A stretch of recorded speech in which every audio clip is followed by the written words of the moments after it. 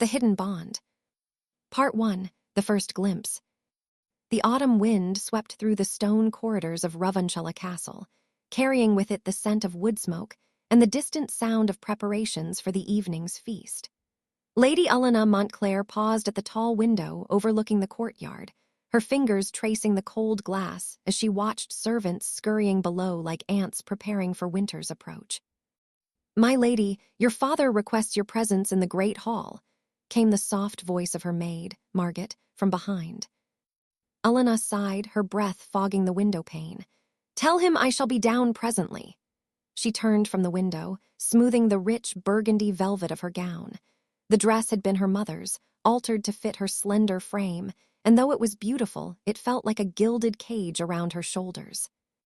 The great hall buzzed with activity when Eleanor finally descended the stone staircase. Tapestries depicting the Montclair coat of arms, a silver wolf against a field of midnight blue, hung from the walls, while servants arranged pewter platters laden with roasted fowl, honeyed bread, and autumn fruits.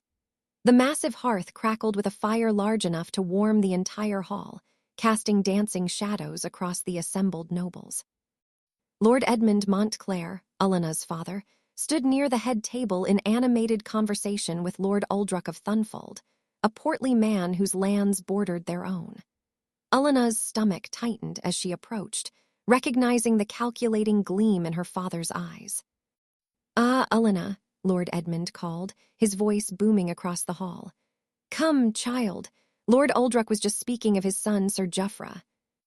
Eleanor curtsied gracefully, though her jaw clenched almost imperceptibly. "My lord," she greeted Uldruck with practiced courtesy. "Lady Eleanor," Lord Uldruck replied, his small eyes appraising her openly. "You have grown into a most accomplished young woman. Sir Geoffrey will be most pleased when he arrives next month." "Indeed," her father added, placing a heavy hand on Eleanor's shoulder. "We have much to discuss regarding the betrothal arrangements." Eleanor's heart sank, though she maintained her composed expression. She had known this day would come. Noble daughters were currency in the game of alliances and land rights. Yet knowing did not make the reality any easier to bear. "If you will excuse me," she said quietly, "I should see to the final preparations for our guests." Before her father could protest, Eleanor slipped away into the crowd of nobles and retainers. She needed air, space to breathe away from the suffocating weight of expectation. Moving through the hall with practiced grace, she nodded to various lords and ladies, accepting their compliments on the feast preparations while her mind raced with thoughts of escape.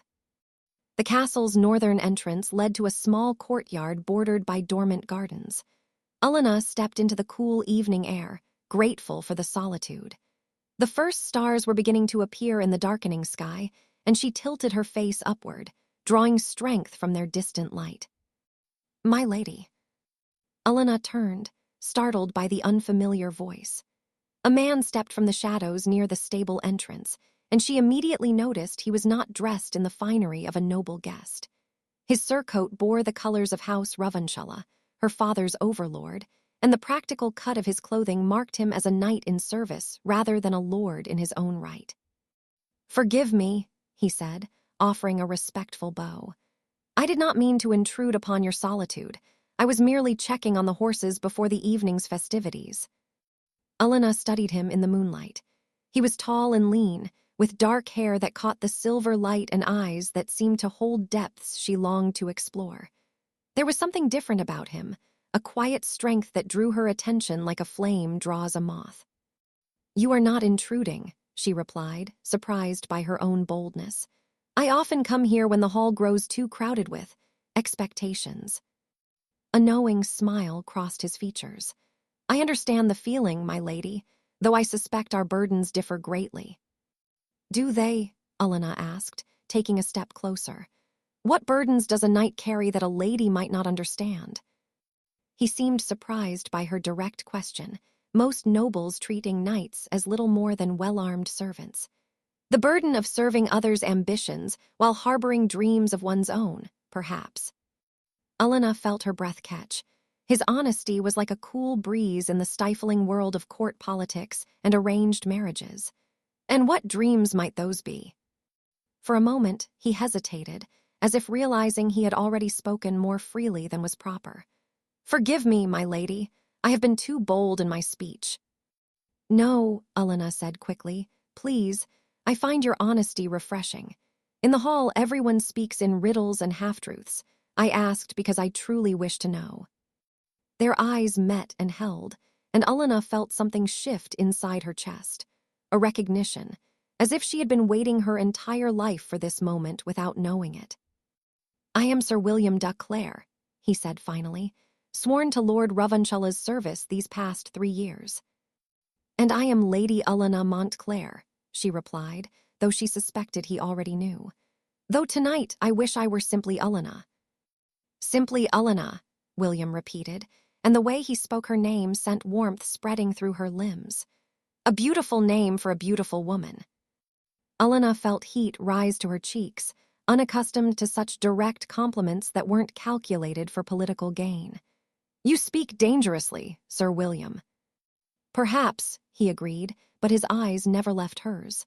"But some things are worth the danger." The sound of laughter and music drifted from the great hall, reminding them both of the world waiting beyond this small courtyard. Eleanor knew she should return, should take her place at her father's side, and smile politely at Lord Uldruck's crude jokes about his son. Instead, she found herself reluctant to break this spell. "The feast has begun," she said softly. "Yes," William replied, but neither of them moved. "I should return." "You should." Still, they remained, drinking in this unexpected moment of connection. Eleanor had attended countless feasts, danced with numerous young lords, and participated in all the rituals expected of a noblewoman. Never had she felt this sudden, inexplicable pull toward another person. "Will you be staying long at Ravenshollow?" she asked, desperate to extend the conversation. "Until spring, my lady. Lord Ravenshollow has asked me to oversee the training of his younger knights through the winter months." Eleanor's heart leaped at the thought of months rather than days. "The winter can be long and dreary here." "I suspect it may prove more interesting than I anticipated," William replied. And the meaningful look that accompanied his words made Eleanor's pulse quicken. A servant appeared at the hall entrance, scanning the courtyard anxiously. "My lady," he called, "Lord Montclair requests your immediate return." The spell was broken. Eleanor drew herself up, once again becoming the proper noblewoman expected to grace her father's table. "I must go," she said to William, regret clear in her voice. "Of course, my lady." As she turned to leave, William spoke once more. "Lady Eleanor." She looked back. Hopping her expression didn't reveal the longing that had taken root in her chest. "Perhaps our paths will cross again during my stay." "Perhaps they will," Eleanor replied, allowing herself one last look at this man who had somehow changed everything with a single conversation. She returned to the great hall with measured steps, taking her place beside her father with practiced grace. Throughout the evening, she smiled at the appropriate moments, laughed at Lord Uldruck's stories, and participated in conversations about weather, hunting, and the general state of their lands. Yet her mind remained in the courtyard, replaying every word of her encounter with Sir William de Clare. When she finally retired to her chambers near midnight, Eleanor stood once more at her window, gazing down at the now empty courtyard. The moon had risen higher, casting silver light across the stones where she had stood with William. She pressed her palm against the cool glass, wondering if he, too, was somewhere in the castle thinking of their meeting. For the first time in her life, Eleanor understood what the traveling minstrels meant when they sang of love that struck like lightning, sudden, powerful, and impossible to ignore. She had always assumed such tales were merely entertainment, stories to pass the long winter evenings. Now she realized they were warnings disguised as songs. As she prepared for bed, Eleanor caught sight of herself in the polished metal mirror. Her cheeks still held a flush from the evening's excitement, and her eyes seemed brighter than usual. She looked like a woman awakening from a long sleep, and the realization both thrilled and terrified her. Tomorrow would bring its own challenges, more discussions of her betrothal to Sir Geoffrey, more expectations to fulfill, more steps in the carefully choreographed dance of noble life. But tonight had shown her something different, a glimpse of what might be possible if she had the courage to reach for it. Eleanor climbed into her bed, pulling the heavy wool coverlets up to her chin. Outside, the wind continued to whistle through the castle's stones, but she no longer found it lonely.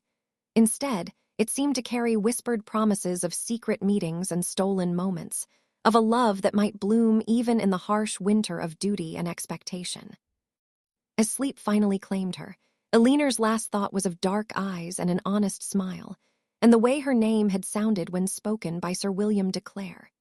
She drifted off with a small smile on her lips, unaware that in a chamber across the castle, a certain knight was having equally restless thoughts about a lady in burgundy velvet who had spoken to him not as a servant, but as an equal. The first seeds of their forbidden love had been planted in the moonlit courtyard, and despite all the obstacles that lay ahead, both Eleanor and William fell asleep that night with hope blooming in their hearts. Part 2. The Growing Bond. The morning after the feast dawned gray and cold, with frost painting delicate patterns across the castle windows. Eleanor woke before her maid arrived, her dreams still colored by moonlight and a knight's honest smile. She dressed quickly in a simple woolen gown of deep green, foregoing the elaborate styling that would require Margot's assistance. The great hall was nearly empty at this early hour, save for a few servants clearing the remnants of the previous night's revelry. Eleanor broke her fast with bread and honey, her mind wandering to the courtyard where she had met William. Would he think her forward if she happened to walk past the stables? Would he even remember their conversation, or had it meant less to him than it had to her? "You're abroad early this morning, daughter." Eleanor looked up to find her father approaching, already dressed in his formal robes despite the early hour. Lord Edmund's face bore the satisfied expression of a man whose plans were proceeding smoothly. "I could not sleep, father," Eleanor replied truthfully. "Excitement over your betrothal, no doubt," he said, settling beside her with a pewter cup of wine. "Lord Aldrich was most pleased with you last evening. The negotiations will proceed more smoothly than I anticipated." Eleanor forced herself to maintain a serene expression while her stomach churned. "When will Sir Geoffrey arrive?" "Within the fortnight, weather permitting. You'll have time to prepare yourself properly." Lord Edmund studied her face carefully. "You seem troubled, child. Surely you understand the honor being bestowed upon you. The Thornfield lands are prosperous, and Geoffrey will make you a fine husband." "Of course, father," Eleanor murmured, the words tasting like ash in her mouth. "I am grateful for your wise counsel." Satisfied with her response, Lord Edmund rose and kissed the top of her head. "I have business with Lord Ravenshollow this morning. Conduct yourself appropriately in my absence." Once alone, Eleanor found her feet carrying her toward the northern courtyard almost of their own accord. The gardens lay dormant now, their carefully tended beds covered with straw to protect the roots from winter's bite. A fountain stood at the center, its carved stone wolves silent guardians over water that caught the pale morning light. She was examining the intricate stonework when a familiar voice made her heart leap. "The craftsmanship is remarkable," William said, approaching from the direction of the stables.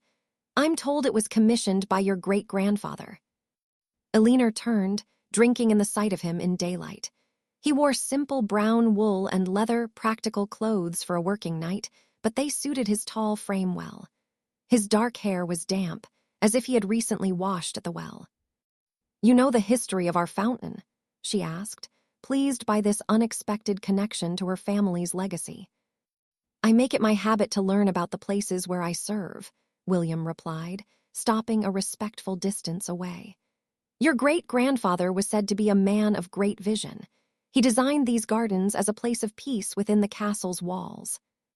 Eleanor smiled, moving closer to the fountain's edge. "He believed that even warriors needed beauty in their lives.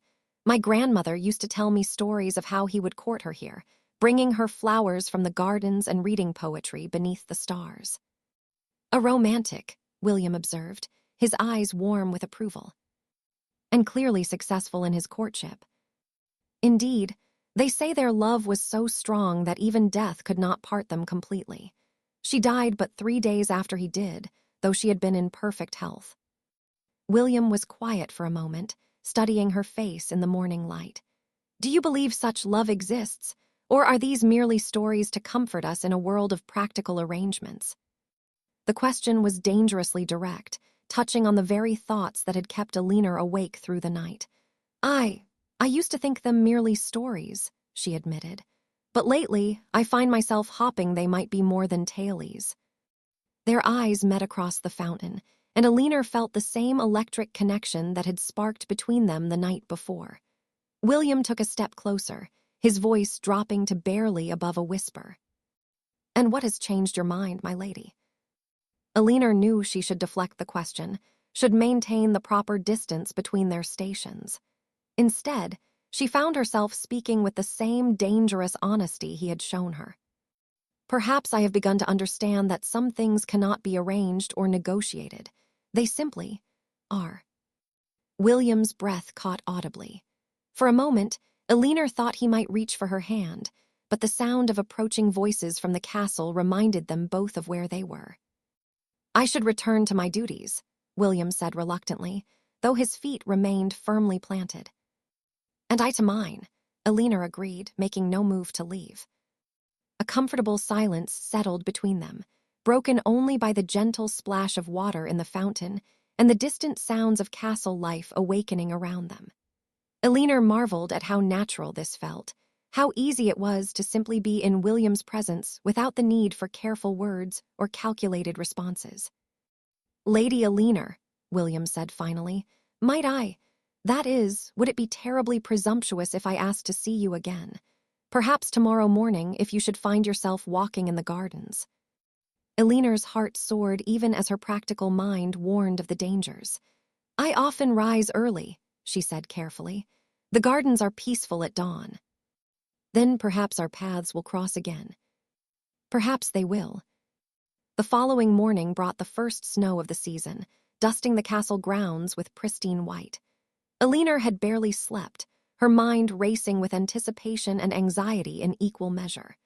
She dressed in her warmest cloak, telling herself she was merely taking morning air and had no specific destination in mind. William was already waiting by the fountain when she arrived, his dark hair speckled with snowflakes. He had been feeding breadcrumbs to a small flock of winter birds, and Eleanor was charmed by this unexpected gentleness. You came, he said simply, and the relief in his voice made her chest tight with emotion. I told you I often walk here, Eleanor replied, but her smile revealed the joy she could not hide. They began to stroll along the garden paths, maintaining a careful distance but stealing glances whenever they thought the other wasn't looking. The snow muffled their footsteps and created a sense of intimacy, as if the world had been made new just for them. Tell me of your dreams, Eleanor said suddenly, remembering his words from their first meeting. The ones you spoke of that night. William was quiet for several steps, considering his answer. I dream of having land of my own someday, he said finally. Not grand estates like your father's, but a small holding where I might live by my own choices rather than at another man's command. And what would you do with this land? Raise horses, perhaps. I have some skill with them, and there's always need for good mounts. Build a modest hall where travelers might find welcome. He paused, glancing at her sideways. Find a wife who chooses me freely, not because she is commanded to do so. The last words hung in the cold air between them, their meaning unmistakable. Eleanor felt heat rise to her cheeks despite the chill. Such dreams require wealth, she said softly. Yes, which is why they remain dreams for now. William's voice held no bitterness, only acceptance of reality. But a man must have something to strive for, or he becomes nothing more than a well-trained hound.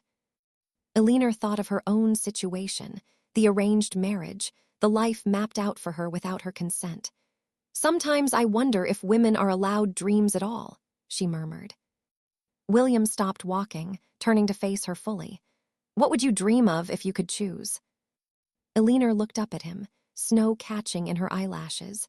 I would dream of choosing my own path, of marrying for love rather than alliance, of having a husband who saw me as a partner rather than a prize to be won. Her voice grew stronger as she spoke. I would dream of being valued for my mind as well as my dowry. You have a fine mind, William said quietly. Any man would be fortunate to earn your love freely given. The snow continued to fall around them, and Eleanor realized they had wandered deeper into the garden maze, away from the castle's windows and the possibility of being observed. The hedges, though dormant for winter, still provided some privacy. William, she said, using his name for the first time without his title, what are we doing? He understood her meaning immediately. Something dangerous, he admitted, something that could destroy us both. And yet I find myself unable to stay away. They stood facing each other in the snow-covered garden, the weight of their growing feelings settling between them like a bridge neither could bear to cross completely, yet neither wanted to burn.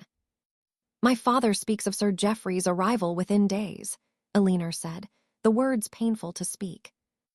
I know, William's hands clenched at his sides. The entire castle knows. I have never even seen him, yet I am expected to pledge my life to a stranger while you. She stopped herself before saying too much, but William understood. While I can offer you nothing but a knight's love, and whatever honor I might earn with my sword. Do you think so little of such gifts? Eleanor asked fiercely. There are women who would treasure a good man's honest devotion above all the gold in the realm. William's eyes searched her face.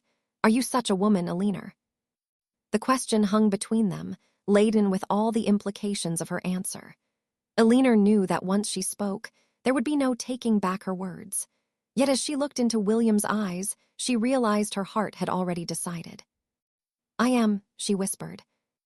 The admission seemed to break something loose in both of them. William stepped closer, close enough that she could see the flecks of gold in his brown eyes, close enough to feel the warmth radiating from his body despite the cold air. Eleanor, he breathed her name like a prayer. What shall we do? Before she could answer, the sound of voices carried across the garden. They sprang apart, Eleanor's heart hammering against her ribs as she recognized her father's voice among the approaching party. The abandoned tower, William whispered urgently. Tomorrow at vespers, if you wish to continue this conversation where we cannot be interrupted. Eleanor nodded once, then composed herself as Lord Edmund rounded the hedge with Lord Ravenshollow and several other men in tow. Ah, daughter, her father called cheerfully. Taking morning air despite the weather, how hardy you've become. The snow is beautiful, father, Eleanor replied, proud that her voice remained steady. I was just returning to the hall. She curtsied politely to Lord Ravenshollow and the other men, nodding briefly to William as if he were merely another member of their party.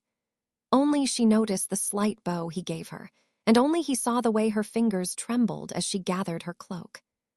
As Eleanor walked back toward the castle, she could feel William's eyes on her retreating form. Tomorrow evening seemed impossibly far away, yet also terrifyingly soon. She was stepping into dangerous waters, she knew, but for the first time in her life, she felt truly alive. The abandoned tower had once been part of the castle's original fortifications, but newer construction had made it redundant. Now it stood empty save for storage and the occasional romantic assignation, though Eleanor had never imagined she would be party to such a thing. She approached it as the vespers bells were ringing, her heart beating so loudly she was certain the entire castle could hear it. The door was slightly ajar, and she slipped inside to find William waiting in the circular chamber, a small fire crackling in the ancient hearth. I wasn't certain you would come, he said, rising from where he had been seated on a stone bench. Nor was I, Eleanor admitted, yet here I am. The tower room was intimate in a way the open gardens could never be. Ancient tapestries hung on the walls, and the flickering firelight cast dancing shadows that seemed to bring the woven figures to life. Eleanor pulled back her hood, letting her auburn hair catch the light. Eleanor, William said softly, and in that single word she heard wonder, desire, and a dozen other emotions she was only beginning to recognize in herself. I have been thinking about what you said, she began, then faltered. How could she put into words the way their conversations had awakened something within her? About choosing one's own path. William moved closer, his eyes never leaving her face. And what have you concluded? That I have been sleepwalking through my life, allowing others to make my choices for me. But when I speak with you, I feel awakened. As do I, William said quietly. You see me not as a tool to be used, but as a man with thoughts and dreams worth hearing. They were standing very close now, close enough that Eleanor could smell the wool of his tunic and the faint scent of wood smoke that clung to his hair. The tower room felt removed from the rest of the world, a place where the rules that governed their daily lives might not apply. William, Eleanor said hesitantly, I must tell you something. Sir Geoffrey arrives in 3 days' time. William's jaw tightened. I know, the preparations have been impossible to miss. My father expects the betrothal contract to be signed before the week is out. The words came out in a rush, as if speaking them quickly might lessen their power. After that, there will be no turning back. William was quiet for a long moment, staring into the fire. When he looked back at her, his expression was resolute. Then we have 3 days, he said simply. 3 days for what? To be honest with each other about what we want. To decide if what lies between us is worth the risk. Eleanor felt tears prick her eyes. And if it is, what then? I cannot simply refuse the marriage. My father would be furious. The alliance with Thornfield would be broken. You could be banished, or worse, if they believe you have compromised my honor. I know the risks, William said firmly. But I also know that I have never felt for another woman what I feel for you. If there is any chance, any possibility that we might find happiness together. He reached out slowly, giving her time to pull away, and when she didn't, he cupped her face gently in his hands. Eleanor, I love you. The words hit her like lightning, illuminating everything she had been too frightened to acknowledge. And I love you, she whispered back, the admission freeing something in her chest that had been clenched tight with fear. William's thumb traced along her cheekbone, his touch reverent. Then we will find a way, he said with quiet conviction. I don't know how, but I refuse to believe that love like ours is meant to be sacrificed to politics and gold. Eleanor leaned into his touch, allowing herself this moment of perfect understanding. Tomorrow would bring its own challenges, and the day after that would bring Sir Geoffrey. But tonight, in this ancient tower with firelight dancing on the walls, she was exactly where she belonged. Promise me something, she said softly. Anything.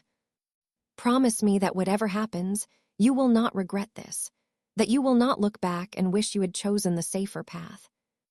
William smiled, the expression transforming his entire face. Eleanor Montclair, he said, knowing you has been worth every risk I have taken and every one I will take. I could no more regret loving you than I could regret breathing. She rose on her toes then, and their lips met in a kiss that was gentle yet desperate, tender yet fierce with all the emotion they had been holding back.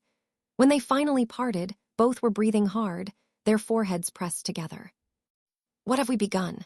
Eleanor whispered. Something beautiful, William replied. Something dangerous, something worth fighting for. Outside the tower, snow continued to fall on Ravenshollow Castle, covering the world in pristine white. But inside, warmed by firelight and newfound love, Eleanor and William began to plan how they might steal a few more precious moments together before fate arrived to tear them apart. Neither of them knew that in a chamber high above, Lord Edmund's steward had noticed the Lady Eleanor's extended absence from the evening meal, and was even now making discreet inquiries about her whereabouts. The net was beginning to tighten around them, though they remained blissfully unaware. For now, they had love, they had hope, and they had each other. It would have to be enough to sustain them through the trials that lay ahead. Part 3. Rising Tensions. Sir Geoffrey of Thornfield arrived on a bitter November morning, his entourage splendid with banners and ceremonial armor that gleamed despite the gray sky. Eleanor watched from her chamber window as the procession entered the courtyard, her hands gripping the stone sill until her knuckles turned white. He was not unhandsome, she observed with detached assessment, Tall and broad-shouldered, with fair hair that caught what little sunlight pierced the clouds. His bearing spoke of confidence, wealth, and the easy arrogance of a man who had never been denied anything he desired. Under different circumstances, many women would have counted themselves fortunate to receive his suit. But Eleanor's heart belonged elsewhere, and the sight of her intended bridegroom filled her only with dread. "My lady," Margaret said softly from behind her, "your father requests you join him in the great hall to welcome Sir Geoffrey."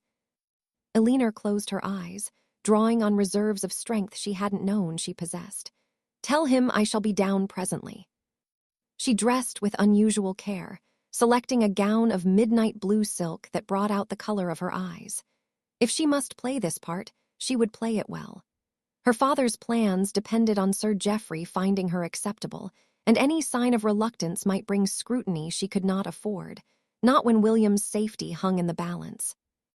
The great hall buzzed with activity as servants prepared for another feast. Lord Edmund stood near the hearth with Lord Aldrich and a man who could only be Sir Geoffrey himself. As Eleanor approached, she was struck by how he dominated the space around him, his voice carrying easily over the general din as he regaled the other men with tales of his journey. "Ah, daughter," Lord Edmund called, his face bright with satisfaction. "Come and meet Sir Geoffrey." Geoffrey turned as she approached, and Eleanor found herself under the scrutiny of pale blue eyes that seemed to appraise her like a prized mare. His smile was charming enough, she supposed, but there was something calculating in his gaze that made her skin crawl. "Lady Eleanor," Geoffrey said, taking her hand and pressing it to his lips. "Your beauty exceeds even your father's glowing descriptions." "You are too kind, Sir Geoffrey," Eleanor replied, retrieving her hand as quickly as politeness allowed. "I trust your journey was not too arduous."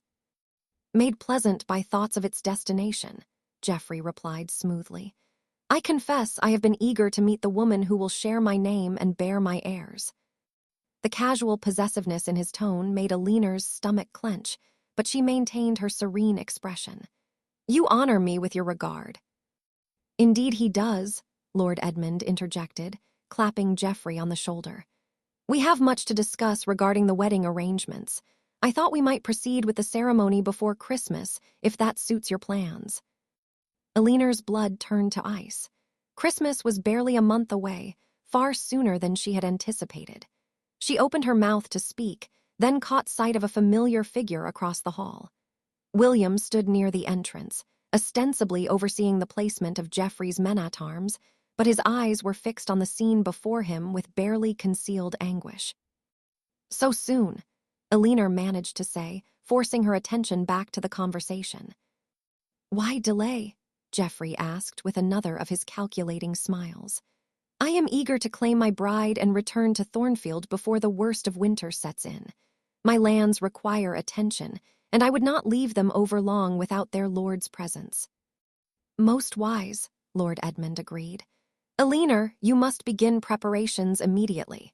The seamstresses will need time for your wedding gown, and there are countless details to arrange." Eleanor nodded mutely, feeling as if the walls of the hall were closing in around her. A month. She had thought she might have the winter to find some solution, some escape from this fate. Now even that small comfort was stripped away. "If you will excuse me," she said carefully, "I should consult with the household staff about accommodating Sir Geoffrey's retinue." "Of course," her father said absently, already deep in discussion with Geoffrey about dowry arrangements and land rights.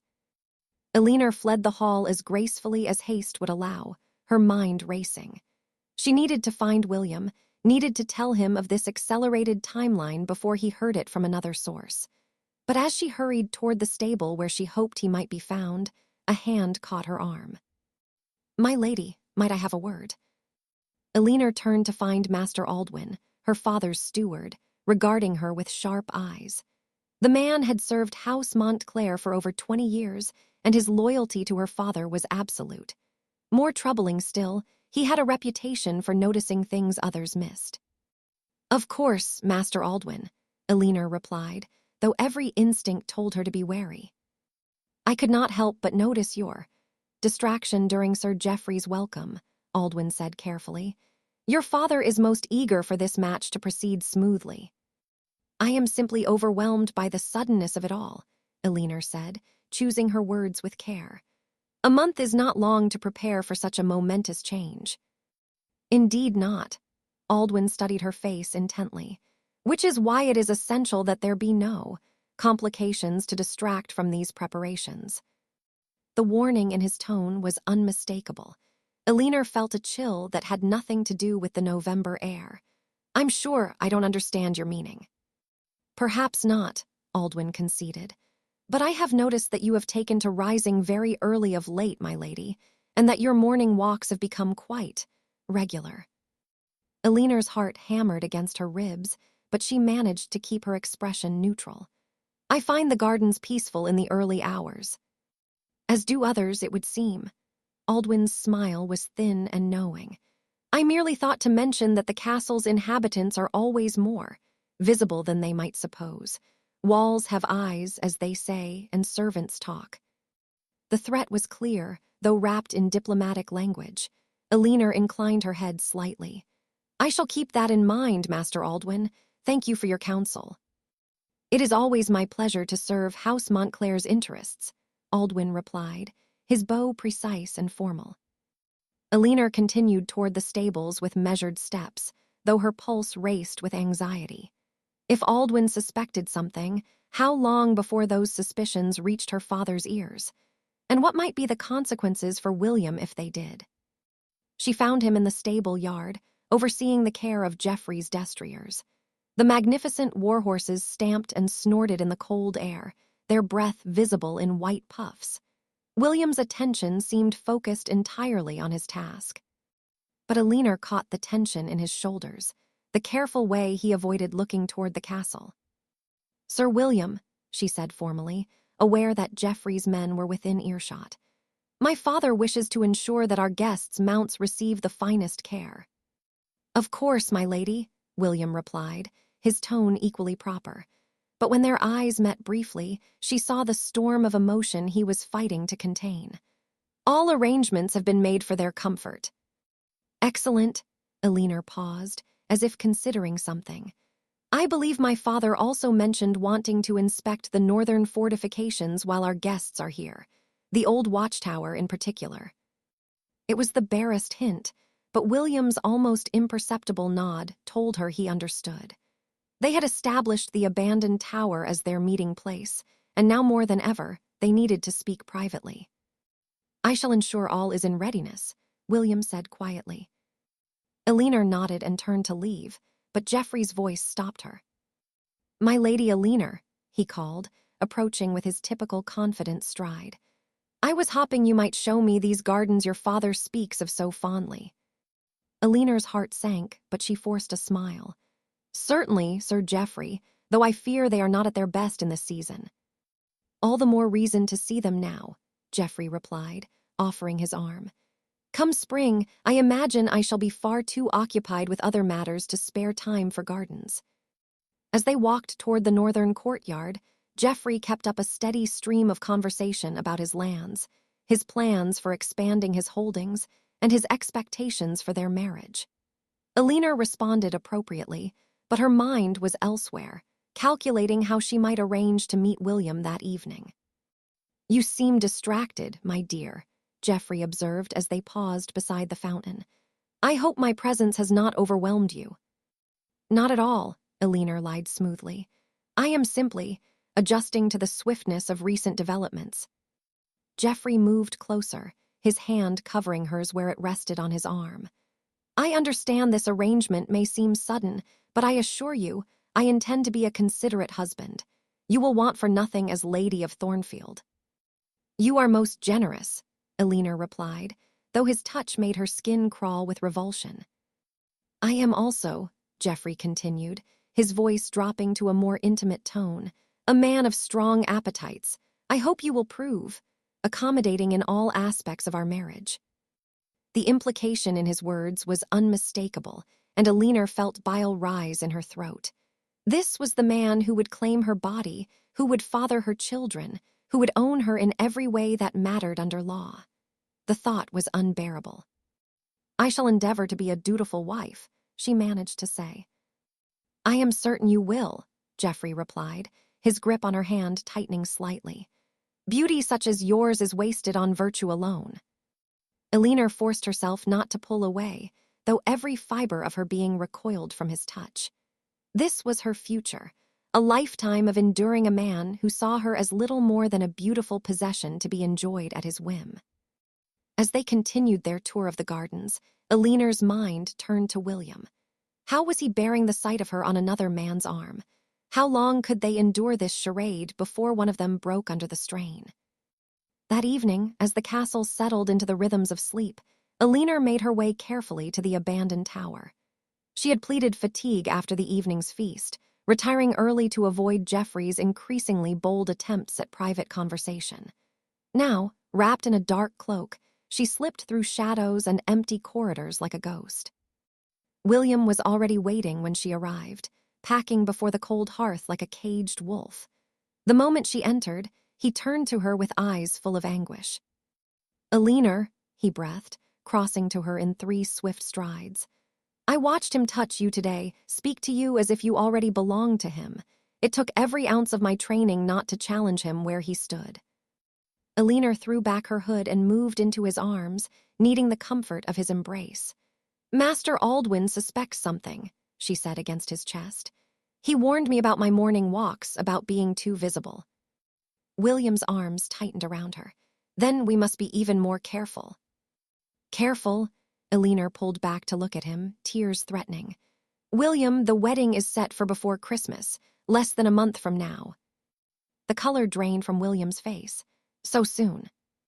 Geoffrey is eager to claim his prize and return to his lands. The bitterness in Eleanor's voice surprised them both. He made it quite clear what he expects from our marriage, and it has nothing to do with companionship or affection. William's jaw clenched. That bastard, if he so much as... What? Eleanor interrupted. What can you do? Challenge him to combat for the right to court me? Demand satisfaction for his perfectly legal suit to his betrothed bride? She shook her head, despair creeping into her voice. We are trapped, William. The walls are closing in around us. William was quiet for a long moment, his hands gentle on her shoulders. When he spoke, his voice was steady with resolve. Then we must find another way. What other way? I cannot simply refuse the marriage. My father would never permit it. And even if I could, what then? Where would we go? How would we live? I don't know, William admitted. But I cannot stand by and watch you be given to that man. Not when I know you love me as I love you. Eleanor felt tears spill over her cheeks. And I cannot bear the thought of you suffering for my sake. If my father discovers our attachment, he will see you hanged for compromising his daughter's honor. Your life is worth more to me than my own happiness. William cupped her face in his hands, his thumbs brushing away her tears. Eleanor, listen to me. Whatever happens, whatever we decide, I want you to know that these past weeks have been the most precious of my life. You have shown me what it means to love and be loved in return. That gift is worth any price. As you have shown me, Eleanor whispered. But I am so frightened, William. Frightened of what lies ahead, frightened of losing you, frightened of living a lie for the rest of my days. Then we must decide, William said firmly. Do we resign ourselves to this fate, treasuring what we have had but accepting that it must end? Or do we fight for something more, knowing the risks? Eleanor searched his face in the flickering candlelight. What are you suggesting? I'm suggesting that love like ours deserves a chance, even if we must take that chance in defiance of the world. William's voice grew stronger as he spoke. I have some gold saved, and skills that could earn us passage to France or the Holy Land. We could disappear. Start fresh, where no one knows our names or our histories. Eleanor's heart leaped at the possibility, then crashed as reality reasserted itself. They would hunt us down. My father would never rest until I was found and brought back. And you would be branded an outlaw, a kidnapper. There would be no safety for you anywhere in Christendom. Perhaps, William acknowledged. But would you rather live 1 year as my wife in exile than 50 years as Geoffrey's possession? The question hung between them, heavy with all its implications. Eleanor knew what her answer should be. the dutiful, responsible choice that would preserve her father's alliances and William's life. But as she looked into the eyes of the man she loved, she felt something rebellious stirring in her chest. "I need time to think," she said finally. "This is not a decision I can make lightly." "Of course," William said, though she could see the hope and fear warring in his expression. "But Eleanor, we don't have much time. Each day brings your wedding closer." "I know." Eleanor rose on her toes to kiss him softly, pouring all her love and desperation into the contact. "Whatever I decide, know that you have already given me more happiness than I ever thought possible." As they parted that night, both carried the weight of an impossible choice. Eleanor returned to her chamber knowing that within days, perhaps hours, she would have to choose between duty and desire, between safety and love, between the life that had been planned for her and the life she dreamed of claiming. Neither of them noticed the figure that watched from the shadows as Eleanor made her careful way back through the castle corridors. Master Oldone had suspected, but now he knew. And come morning, Lord Edmund would know as well.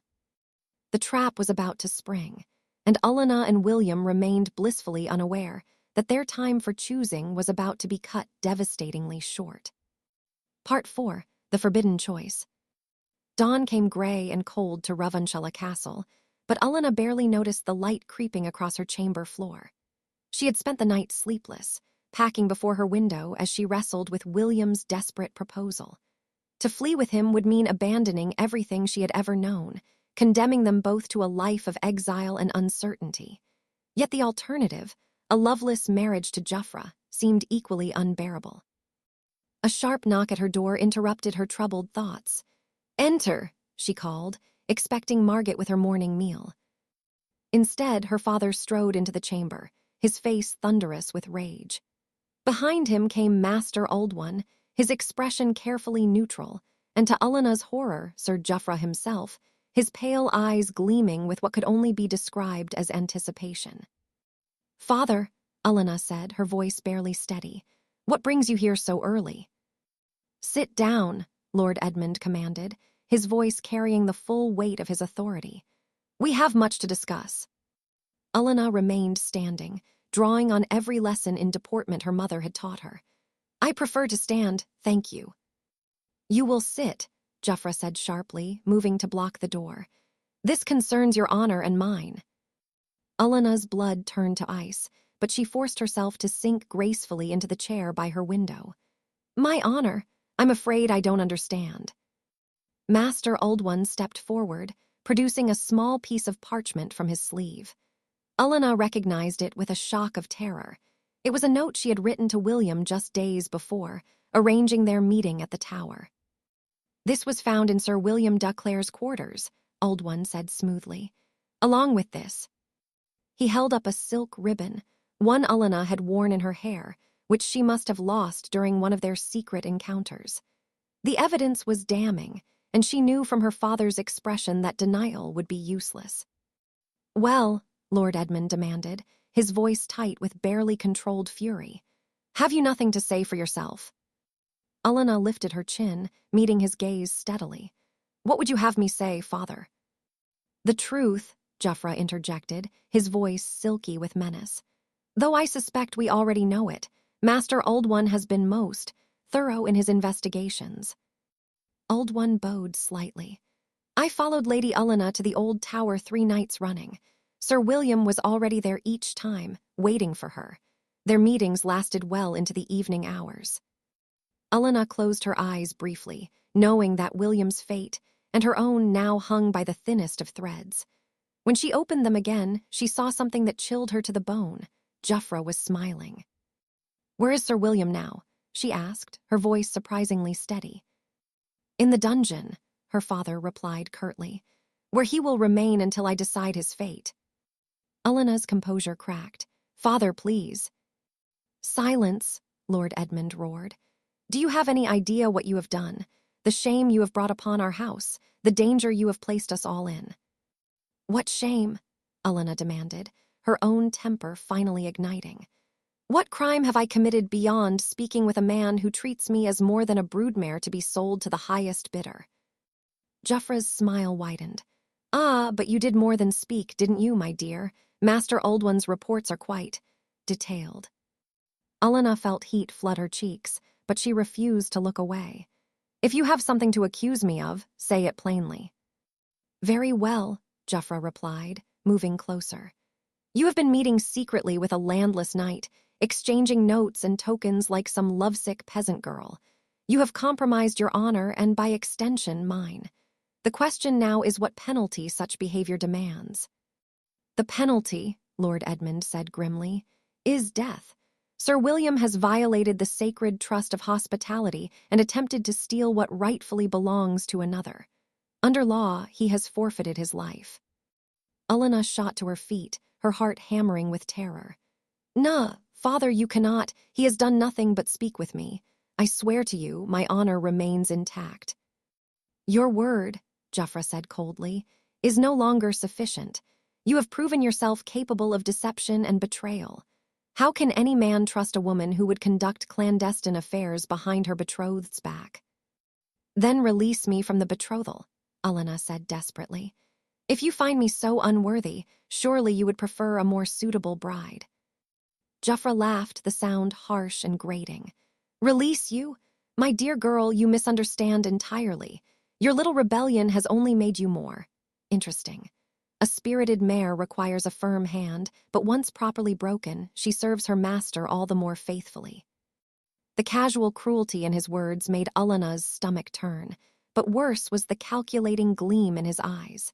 He was enjoying this, her humiliation, her desperation, the power he held over both her and William. "However," Geoffrey continued, beginning to pace around her chair like a hunting cat, "I am not an unreasonable man. I might be persuaded to show mercy, under certain conditions." Eleanor's father frowned. "What conditions?" Geoffrey paused behind Eleanor's chair, his hands coming to rest on her shoulders. She fought not to flinch from his touch. "The wedding will take place tomorrow," he said. "Not next month, not next week. Tomorrow. Lady Eleanor will publicly renounce any attachment to Sir William and pledge herself to me before the entire court. In return, I will request that the knight be spared execution and merely banished from the realm." Eleanor closed her eyes, understanding the trap that had been laid for her. Geoffrey wanted complete victory, not just her hand in marriage, but her public humiliation and absolute submission. William's life would be the price of her cooperation. "And if I refuse?" she asked quietly. "Then Sir William hangs at dawn," Geoffrey replied simply. "And you will still marry me, of course, but as a widow before you've even been a wife. Rather poetic, don't you think?" Lord Edmund shifted uncomfortably. "Geoffrey, perhaps we should." "Should what?" Geoffrey snapped.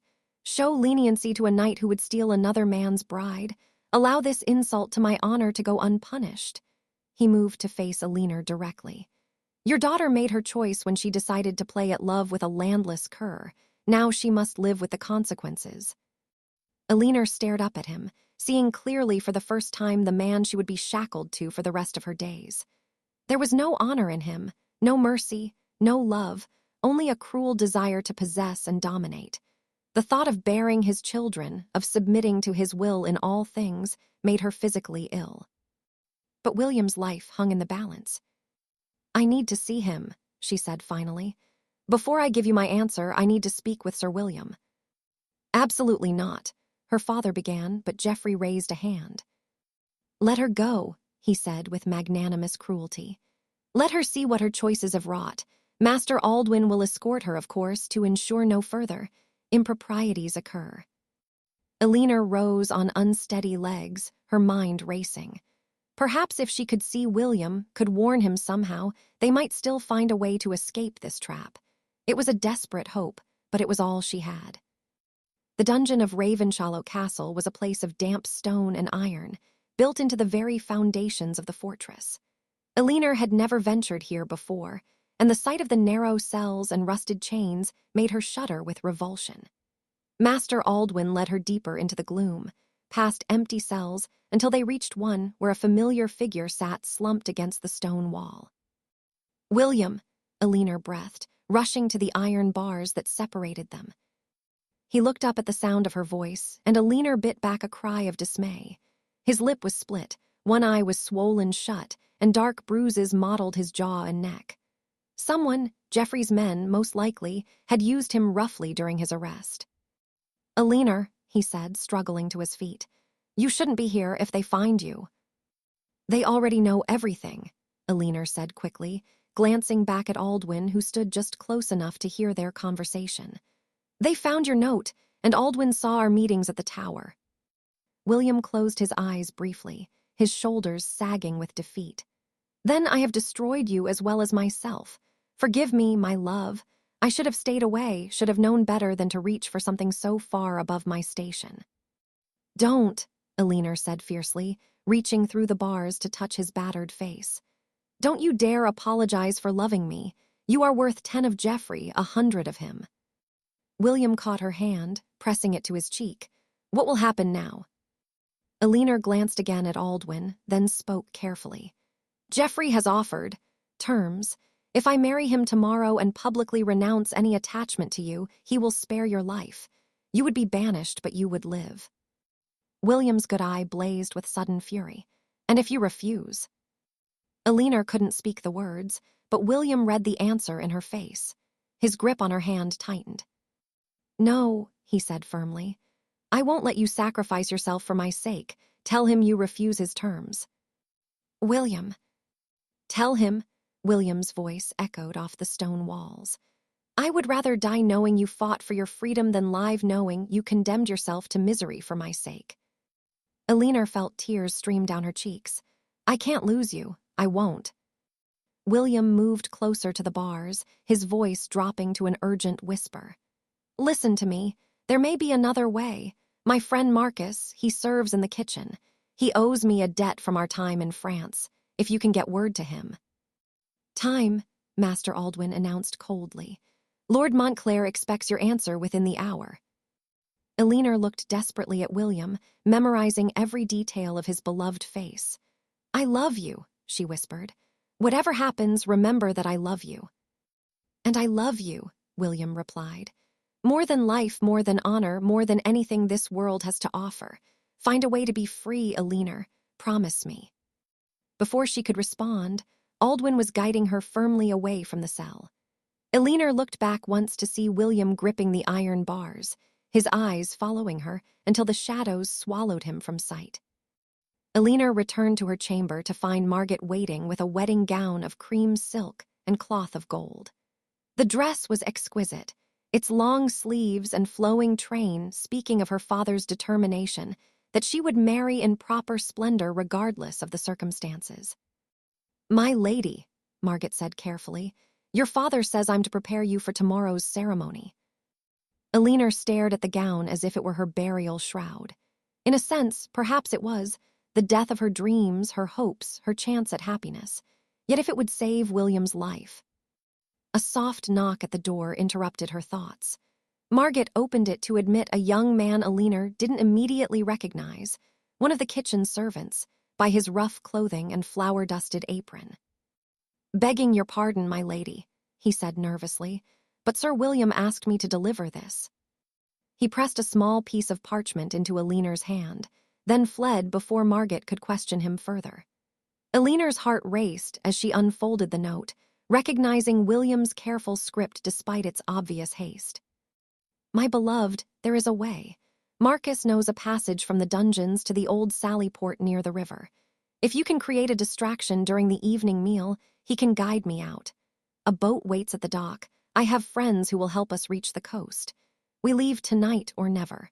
The choice is yours, but know that I would rather face exile with you than paradise without you.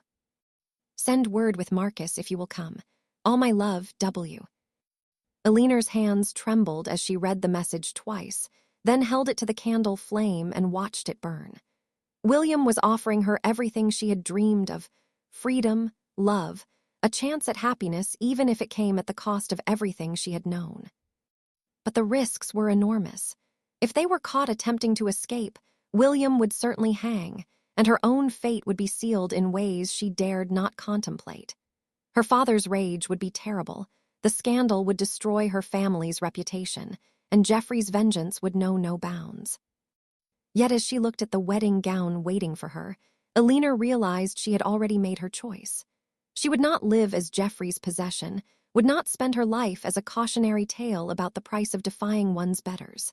If love was worth anything at all, it was worth fighting for. "Margaret," she said quietly, "I need you to do something for me. Can you get a message to Marcus in the kitchen?" The maid studied her mistress's face carefully. "What sort of message, my lady?" Eleanor met her eyes steadily. "Tell him that Lady Eleanor accepts Sir William's invitation, and that she will need his help creating a suitable distraction this evening." Margaret was quiet for a long moment, then nodded slowly. "I'll find a way, my lady, but are you certain this is what you want?" Eleanor looked once more at the wedding gown, then at the window where she had spent so many hours dreaming of freedom. "I'm certain, Margaret. For the first time in my life, I'm absolutely certain." As evening approached, and the castle prepared for what they believed would be Eleanor's last night as an unmarried woman, she made her own preparations for the most dangerous gamble of her life. Tonight would bring either freedom or destruction, love or death. Either way, she would face it with William at her side, or not at all. Part 5. Drastic Consequences. The evening feast proceeded with all the pomp befitting the night before a noble wedding. Eleanor sat beside Geoffrey at the high table, her face a mask of serene composure that gave no hint of the desperate plan unfolding around them. She had dressed carefully in deep crimson silk, a color that seemed fitting for what might be her last night at Ravenshollow, one way or another. Geoffrey dominated the conversation with loud tales of his conquests in both war and hunting, punctuated by increasingly possessive touches to Eleanor's hand or shoulder. Each contact made her skin crawl, but she endured it, knowing that every moment of this charade brought William's escape attempt closer. "Tomorrow night, my dear," Geoffrey murmured during a lull in the general conversation, his breath hot against her ear, "you'll learn what it truly means to be a wife. I trust you won't disappoint me." Eleanor's grip tightened on her wine cup, but she managed to keep her voice level. "I shall endeavor to fulfill my duties, my lord." "Oh, you will," Geoffrey said with certainty. "I've found that proper training can make even the most spirited woman quite agreeable." Lord Edmund, seated on Eleanor's other side, seemed oblivious to his future son-in-law's crude implications. He was deep in conversation with Lord Ravenshollow about matters of state, occasionally raising his cup in toasts to the upcoming union. Eleanor forced herself to eat, though every bite tasted like ash.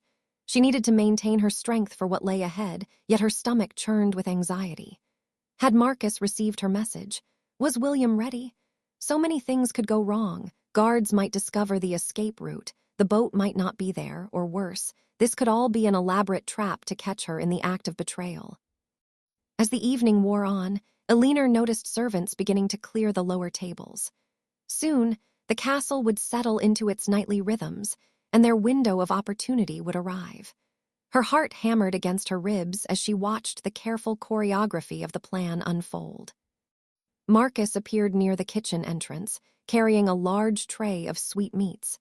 As he passed behind the high table, Eleanor caught his almost imperceptible nod. Everything was in place. "If you'll excuse me," Eleanor said quietly, rising from her seat. "I believe I shall retire early. Tomorrow promises to be eventful." Geoffrey's hand caught her wrist, his fingers tightening possessively. "Of course, my dear. Rest well, you'll need your strength tomorrow." The threat in his words was unmistakable, but Eleanor merely inclined her head gracefully. "Good evening, my lords." She curtsied to the assembled nobility and made her way from the hall with measured steps, though every instinct screamed at her to run. Once in the corridor, she found Margaret waiting with a dark traveling cloak and a small leather satchel. "Everything you requested is here, my lady," Margaret whispered. "A change of clothes, some coin, and provisions for the journey." "Thank you, Margaret," Eleanor said, taking the maid's hands in hers. "You have been more than a servant, you've been a true friend." "Are you certain about this path, my lady? Once you leave these walls—" "I know," Eleanor replied softly. "There will be no coming back, but I would rather face an uncertain future with love than a certain one without it." Margaret nodded, tears glimmering in her eyes. "Then God go with you, my lady, and may fortune favor the brave." Eleanor pulled the cloak around her shoulders and made her way through the castle's winding passages toward the kitchen levels. The lower floors were a maze of storage rooms, servant quarters, and forgotten chambers that most nobles never saw. Here, the carefully maintained grandeur of the upper castle gave way to practical stone walls and narrow corridors designed for function rather than beauty. Marcus waited for her in the shadows near the old wine cellar, his face tense with anxiety. "My lady," he whispered urgently, "are you ready?" "As ready as I can be," Eleanor replied, though her voice trembled slightly. "Is Sir William?" "Freed from his cell and waiting at the Sallyport," Marcus confirmed. "But we must hurry. The guards change at Compline, and that's our only chance to reach the boat unseen." They descended deeper into the castle's foundations, following passages that Eleanor had never known existed. The air grew colder and damper as they went, and she could hear the distant sound of running water, the River Wye that wound past Ravenshallow's walls. The ancient Sallyport was little more than a narrow door cut into the castle's river wall, designed to allow defenders to launch surprise attacks or receive supplies during a siege. It had been sealed for decades, but Marcus had somehow managed to clear away the debris and oil the rusted hinges. Eleanor's heart leaped as she saw William waiting in the shadows, though her joy quickly turned to concern. He was pale and moved stiffly from his injuries, but his eyes blazed with fierce determination when he saw her. "Eleanor," he breathed, reaching for her hands, "you came." "Did you think I wouldn't?" she asked, allowing herself a moment to memorize his beloved face. "We're in this together, for better or worse." Marcus interrupted their reunion with urgent whispers. "The boat is moored just downstream, but we'll have to wade through the shallows to reach it. The current is strong. Stay close together and move quickly." Eleanor nodded, gathering her skirts and tucking them into her belt. The water would be shockingly cold, but she had endured worse things than a chill. As Marcus began to work the Sallyport's ancient mechanism, Eleanor heard a sound that made her blood freeze, the tramp of armored feet in the corridor above. "They've discovered something," William said grimly, drawing a long dagger from his belt. "Go, both of you. I'll hold them here." "No," Eleanor hissed. "We leave together or not at all." The footsteps grew louder, accompanied by the flicker of torchlight on the walls. Marcus frantically worked at the door's mechanism, sweat beading on his forehead despite the cold. "Almost. There," he muttered, and suddenly the door swung open with a groan of protesting metal. Cold river air rushed into the passage, carrying with it the scent of freedom. Eleanor could see the dark waters of the Wye flowing past, and beyond it, the promise of escape. "My Lady Eleanor." The shout came from behind them, and Eleanor turned to see Master Aldwin descending the passage with half a dozen armed guards. Their torches threw dancing shadows on the stone walls, and their faces were grim with purpose. "Stand aside, Sir William," Aldwin commanded. "Lady Eleanor, your father demands your immediate return to the castle." William stepped protectively in front of Eleanor, his blade gleaming in the torchlight. "She goes where she chooses, Master Aldwin. No longer will she be treated as chattel to be bartered away." "The lady goes nowhere but to her wedding bed," came Geoffrey's voice from the passage entrance. Eleanor's blood turned to ice as she saw him approaching with more armed men, his face twisted with rage and wounded pride. "Did you think your pathetic attempt at escape would go unnoticed? I have had the castle watched since yesterday evening." Eleanor felt the trap closing around them like the jaws of some great beast. They were caught between the guards in the passage and the dark waters of the river, a choice between capture and possible drowning. "The boat," William said quietly, not taking his eyes off their pursuers. "Can you swim?" "Not well," Eleanor admitted, "but well enough." Geoffrey laughed harshly. "How touching, star-crossed lovers choosing death over duty, but I'm afraid I cannot allow such a romantic tragedy. Lady Eleanor, you will return to the castle immediately, and Sir William will hang for his crimes. Guards, take them." The men-at-arms began to advance, their weapons drawn and faces set with determination. William raised his blade, and Eleanor knew that whatever happened next would determine their fate forever. But as the first guard reached for William, Marcus acted with desperate courage. The kitchen servant grabbed a torch from the wall and hurled it at the stacked barrels of lamp oil stored near the sally port. The containers erupted in flames, sending a wave of heat and light through the narrow passage. "Go," Marcus shouted over the roar of the fire. "Now, while they're blinded." William grabbed Eleanor's hand and plunged into the river without hesitation. The water was shockingly cold, driving the breath from Eleanor's lungs and sending her body into spasms of shock. The current was stronger than she had expected, immediately dragging them downstream away from the castle walls. Behind them, she could hear Geoffrey's furious shouts and the splash of other bodies hitting the water in pursuit. But the fire had created chaos in the passage, and the darkness of the river provided cover for their escape. William's arm encircled her waist, helping to keep her afloat as they struggled against the current. Eleanor's waterlogged cloak threatened to drag her under, and she had to fight to free herself from its weight. Her fine gown, so carefully chosen for this night, became a sodden burden that hampered every movement. "The boat," William gasped, pointing toward a darker shadow moored beneath overhanging willows. "Almost there."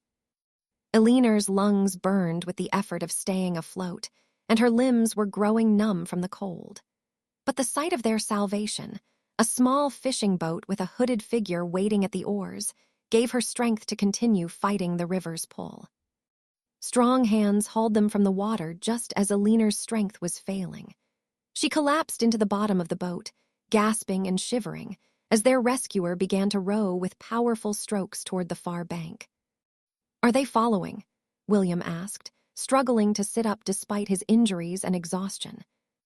Their mysterious benefactor, a grizzled man with the weathered face of a river pilot, glanced back toward the castle. "Aye, but they'll have to bring boats around from the main dock. We'll have a good lead by then." Eleanor managed to raise her head enough to look back at Ravenshollow Castle. The ancient fortress loomed against the night sky, torches blazing from its walls as the alarm spread throughout the stronghold. She could see figures moving along the battlements, and the glow of fire still flickered from the sally port where their escape had begun. "I'm sorry," she whispered, though she wasn't sure if she spoke to the castle she was leaving behind, the father she had betrayed, or the life she was abandoning forever. William's hand found hers in the darkness, his fingers twinning with hers despite the cold. "Don't be sorry," he said firmly. "We made our choice with eyes wide open. Whatever comes next, we face it together." The boat reached the far shore as bells began to ring from Ravenshallow's tower, the alarm that would bring every man-at-arms in the region to search for the runaway bride and her knight. Eleanor knew that by dawn, riders would be combing every road and questioning every innkeeper between here and the Welsh border. "There are horses waiting in the woods," their rescuer said as he helped them from the boat. "My name is Thomas, and I owe Sir William a debt that can never be repaid. The mounts will take you to the coast, where a ship waits to carry you to France." Eleanor's teeth chattered uncontrollably as William helped her from the boat onto the muddy riverbank.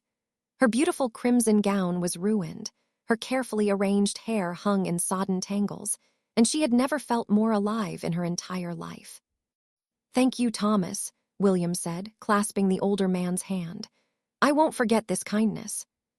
"Nor I yours, lad," Thomas replied. "Now go, quickly. The night won't last forever, and neither will your lead." As they made their way through the dark woods toward the waiting horses, Eleanor looked back one final time at Ravenshollow Castle. Somewhere in those stone walls, Geoffrey was no doubt raging at being robbed of his prize, while her father dealt with the shame of his daughter's rebellion. Master Aldwin would be organizing search parties, and poor Margaret would likely face interrogation about her role in the escape. Eleanor felt a pang of guilt for the chaos she had left behind, but it was overwhelmed by a fierce joy that threatened to burst from her chest. She was free to choose her own fate, free to love where her heart led, free to face whatever challenges lay ahead with the man who had shown her what it meant to be truly alive. The horses Thomas had promised were sturdy beasts, already saddled and ready for hard travel. William helped Eleanor mount, then swung up onto his own horse despite the obvious pain from his injuries.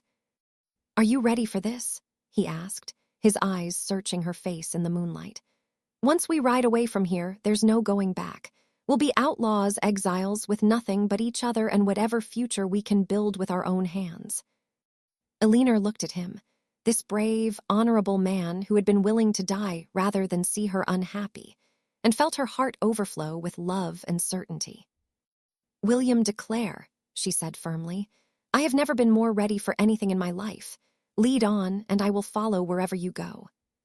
Together, they spurred their horses into the night, racing toward an uncertain dawn, but riding side by side toward freedom. Behind them, the bells of Ravenshollow Castle continued to ring their alarm into the darkness, but ahead lay the promise of a new life built on love rather than obligation, choice rather than duty, hope rather than despair. The consequences of their actions would echo through the halls of power for years to come, but Eleanor and William had chosen love over everything else the world could offer. As they disappeared into the forest, both knew that whatever trials awaited them, they would face them together, and that was worth any price the world might demand. Part 6. Final Resolution. 3 years later. The small farmstead nestled in the rolling hills of Normandy bore little resemblance to the grand castle Eleanor had once called home. The stone cottage was modest, with thick walls to keep out the coastal winds and a thatched roof that needed repair each spring. The fields beyond were not vast, but they were theirs, earned through 3 years of backbreaking labor, careful saving, and the slow trust of Norman neighbors who had gradually accepted the English couple as their own. Eleanor straightened from the herb garden she was tending, pressing a hand to the small of her aching back. At 22, she had learned to work with her hands in ways her noble upbringing had never prepared her for. Her palms bore calluses from milking goats and churning butter, her face was sun-browned from hours spent in the fields, and her once-pale hands were stained with soil and herb juices. She had never been happier. "The lavender is coming in beautifully this year," came William's voice from behind her. She turned to find him approaching from the direction of the stable, their 18-month-old son perched on his shoulders with chubby fists tangled in his father's dark hair. "Thomas seems to think it's edible," Eleanor laughed, reaching up to rescue a handful of purple flowers from their son's exploring mouth. "Everything goes straight to his teeth these days." William swung the boy down into Eleanor's waiting arms, pressing a kiss to her forehead as he did so. Even after 3 years of marriage, wed by a kindly Norman priest who had asked few questions, Eleanor still felt her heart flutter at his casual displays of affection. "Any word from the village?" she asked, settling Thomas on her hip as he babbled contentedly and reached for her braid. William's expression grew more serious. "Pierre mentioned that English travelers have been asking questions in the market towns. Not recently, but within the past month." Eleanor felt a familiar chill of anxiety, though it was less sharp than it had once been. In the early months after their escape, every knock at the door had sent them both into a panic. They had moved 3 times in that first year, never staying anywhere long enough to put down roots, until they had finally found this remote corner of Normandy where English fugitives could disappear among the locals. "Geoffrey," she asked quietly. "Possibly, or bounty hunters working on his behalf." William's jaw tightened with the old anger. "But Pierre says the questions were asked carelessly, without skill. If it was Geoffrey's men, they were poor ones." Eleanor nodded, though she couldn't quite suppress the shiver of apprehension. In the 3 years since their escape, Geoffrey had proven as relentless as she had feared. They had learned through scattered reports that he had initially tried to have their marriage annulled, claiming Eleanor had been stolen before the ceremony could take place. When the church had refused, pointing out that no ceremony had actually occurred, he had turned to political pressure and hired searchers. The early attempts had been more dangerous. Twice in their first year, they had been forced to flee in the middle of the night when word reached them of armed men asking pointed questions about an English couple matching their description. Once, they had actually seen their pursuers from a distance. Geoffrey himself, his face twisted with the obsessive fury of a man denied his prize. But as the months passed, the searches had become more sporadic.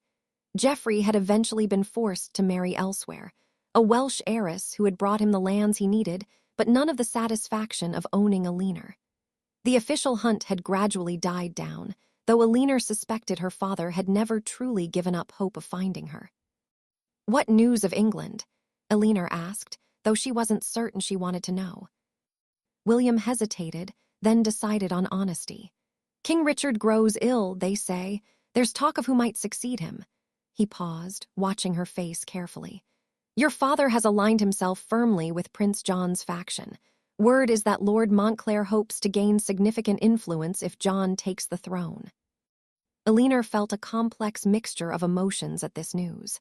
Her father had always been ambitious, and her scandalous flight had likely damaged his standing at court. That he was now gambling everything on supporting John, a man many considered unworthy of the crown, suggested he was desperate to restore his family's position. "Does he?" Eleanor began, then stopped. She had been about to ask if her father ever spoke of her, ever expressed regret for the choices that had driven her away. But some questions were better left unasked. "The past is behind us," William said gently, understanding her unfinished thought. "We made our choice, and we've built something good from it." Eleanor looked around at their modest domain, the cottage with smoke rising from its chimney, the fields where their crops grew strong, the stable where William's horses stamped and whinnied. It was nothing like the wealth and status she had been born to, but it was theirs. Every stone of the cottage walls, every furrow in the fields, every coin in their small savings had been earned through their own efforts. "Sometimes I wonder what would have happened if we had stayed," she admitted quietly. "If I had married Geoffrey as planned." William's expression darkened. "Then you would be dead by now," he said with quiet certainty. "If not in body, then in spirit. Geoffrey was not a man to tolerate independence in a wife." Eleanor shuddered, knowing he was right. The reports that had filtered through over the years painted an increasingly disturbing picture of Geoffrey's character. His Welsh wife had died in her second year of marriage, officially of a fever, though there had been whispers of bruises and unexplained injuries. He had quickly remarried, but his second wife had already miscarried twice, and gossip suggested she lived in terror of her husband's rages. "I regret nothing," Eleanor said firmly, bouncing Thomas as he began to fuss. "Not the escape, not the exile, not the hardships we've faced. This life we've built, it's real in a way that court life never was." William smiled, the expression transforming his weathered face. 3 years of farm work had broadened his shoulders and deepened the lines around his eyes, but had not diminished his essential strength. If anything, the peace of their life together had allowed him to become more fully himself, no longer the careful knight walking on political eggshells, but a man free to speak his mind and follow his heart. "I love you, Eleanor de Clare," he said.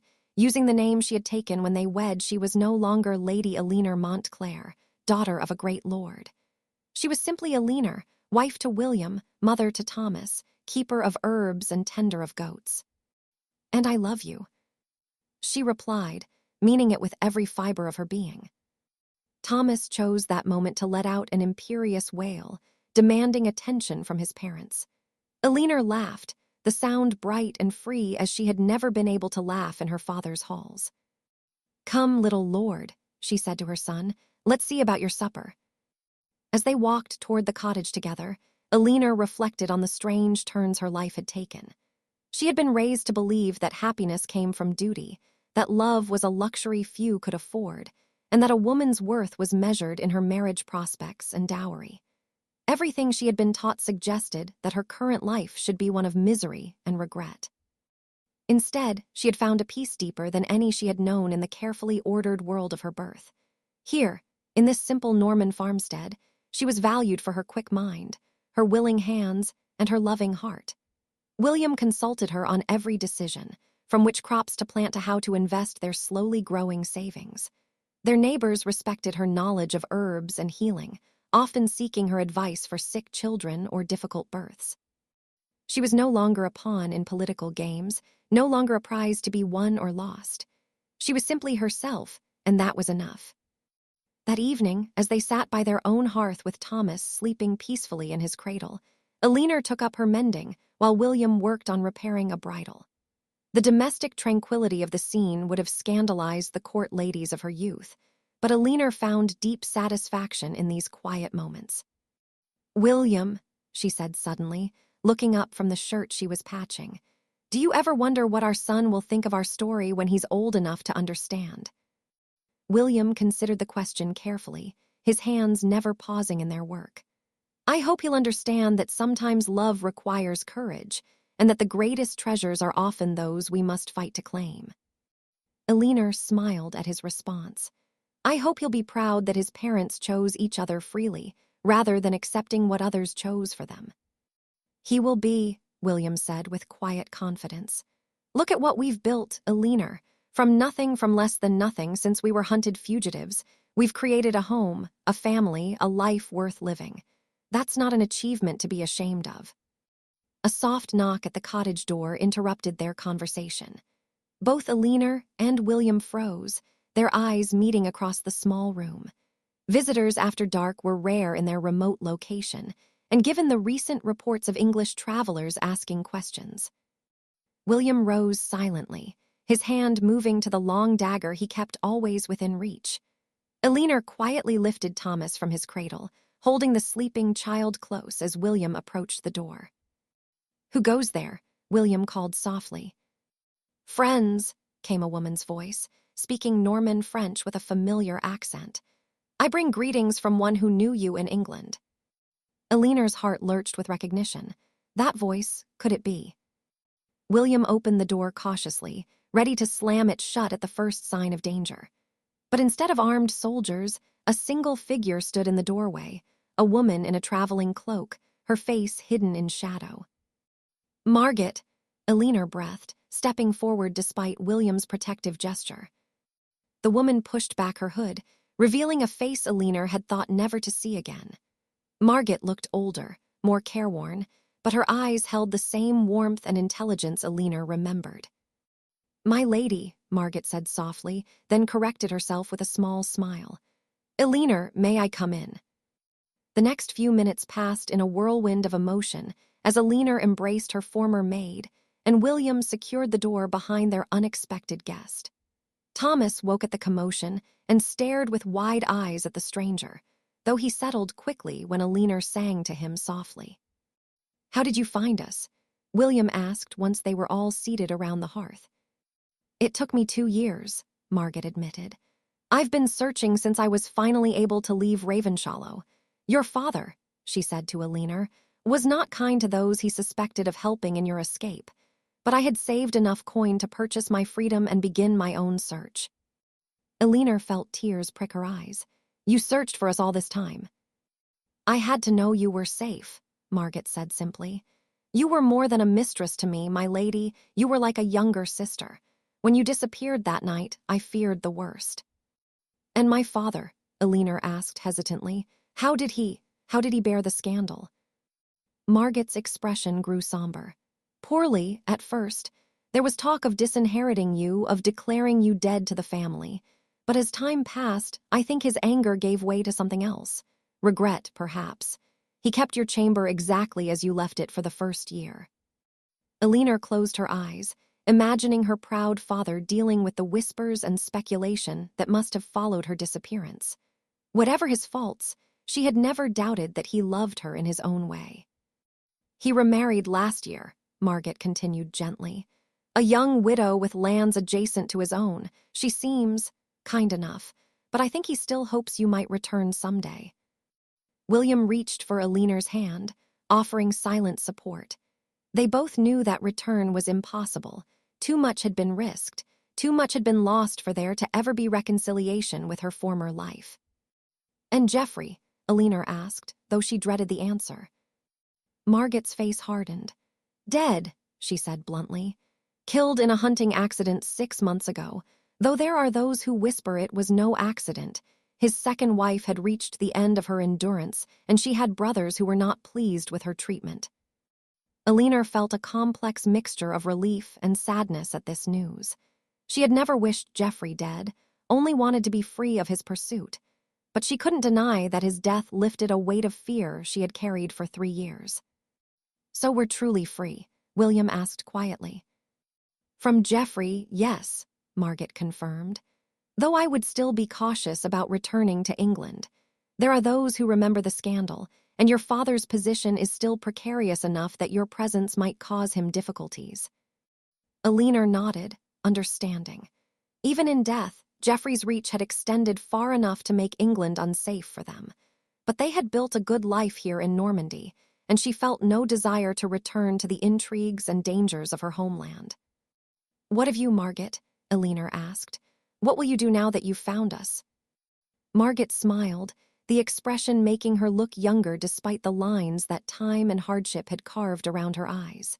"If you'll have me, I'd like to stay for a while. I have skills as a midwife and herbalist that might be useful in a farming community. And," she added with a meaningful glance at Eleanor's still slender waist, "I suspect those skills might be needed closer to home before too long." Eleanor blushed, unconsciously placing a hand over her stomach. She had suspected for a few weeks now, though she had not yet shared the news even with William. Margaret's experienced eye had seen what Eleanor had been trying to work up the courage to announce.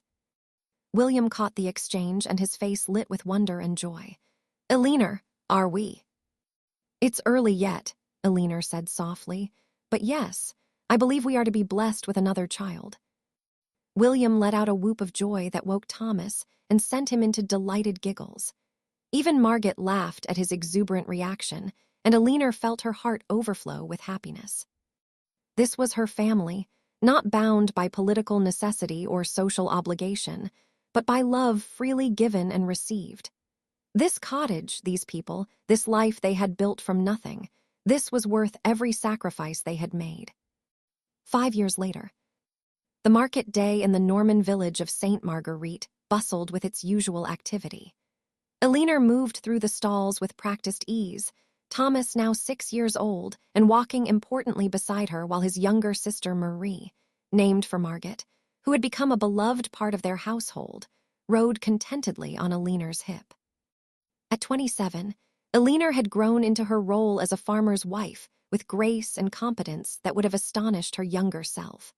Her hands were permanently stained with herb work, her face bore the healthy color of someone who spent hours in the sun, and her figure showed the soft roundness of a woman who had borne children and knew contentment. She paused at the cloth merchant's stall, examining a bolt of wool that would make warm winter cloaks for the children. The merchant, a jovial man who had known their family for years, beamed at her approach. "Madame de Clare," he greeted her in his heavily accented French. "How goes the harvest?" "Very well, merci," Eleanor replied in the same language, which she now spoke as fluently as her native English. "William says the barley will be ready for cutting next week." As she negotiated the price of the wool, Eleanor caught sight of a familiar figure across the market square. A tall man in traveling clothes was examining the horses at the livestock pens, his bearing and dress marking him as a foreigner despite his attempts to blend in.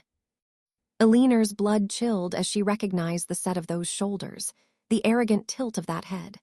Lord Aldrich of Thornfield, Geoffrey's father, stood not 50 paces away, his cold eyes scanning the crowd with methodical intensity.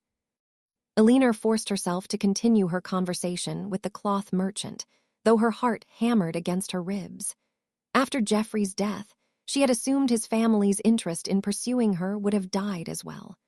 But perhaps Lord Aldrich blamed her for his son's fate, or perhaps he simply couldn't bear to let the insult to his house go unavenged. "Thomas," she said quietly to her son, "take your sister and go find Papa at the blacksmith's. Tell him Mama said to come to the market square right away." The boy, trained by years of caution to obey such instructions without question, took Marie's small hand in his and disappeared into the crowd.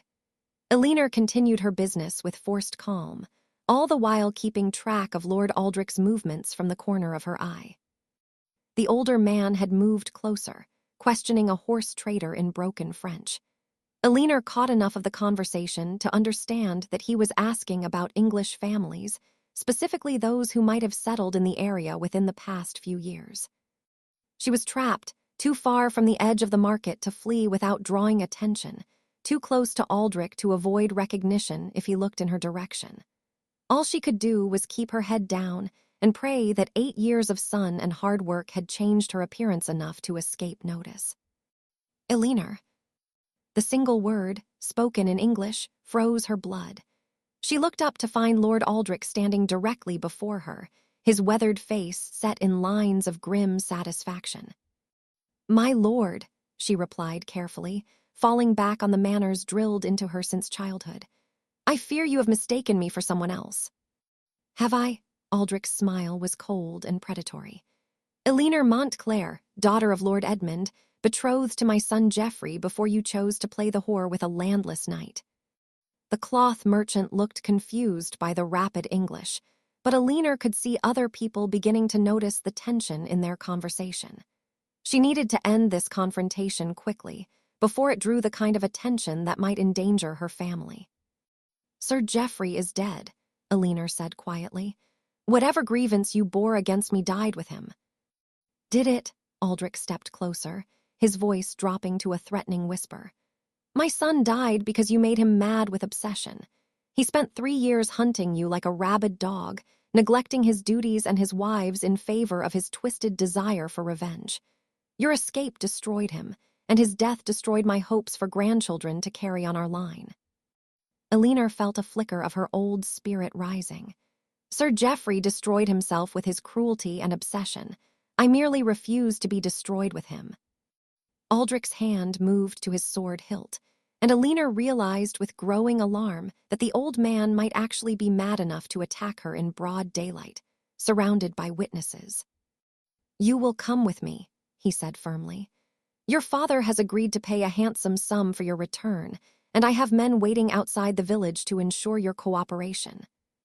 Eleanor's heart sank. So her father was involved in this, perhaps not by choice, but involved nonetheless. She opened her mouth to refuse to call for help, to do something, when a familiar voice cut through the tension. "I think not." William appeared at Eleanor's side, his hand resting casually on his sword hilt. Behind him stood 3 other men, neighbors from their community who had followed him to the market, and now formed a protective circle around Eleanor and the children. Lord Aldrich's eyes narrowed as he took in this unexpected opposition. "Sir William de Clare, I presume, the knight who stole what belonged to my son." "The knight who married the woman he loved," William corrected firmly, "and who will defend his family against anyone who threatens them."